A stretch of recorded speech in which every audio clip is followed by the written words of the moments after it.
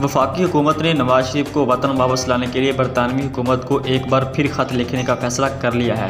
वज़ीर आज़म इमरान खान की ज़ेर सदारत वफाकी काबीना का इजलास हुआ, जिसकी 0 आवर में नवाज शरीफ को वापस लाने पर बातचीत हुई और मुख्तलिफ पहलुओं पर गौर किया गया। ज़राए के मुताबिक वफाकी हुकूमत ने बरतानवी हुकूमत को एक बार फिर खत लिखने का फैसला कर लिया है। वज़ीर आज़म ने हिदायत की है कि नवाज शरीफ को वतन वापस लाने के लिए इक़दाम किए जाएँ।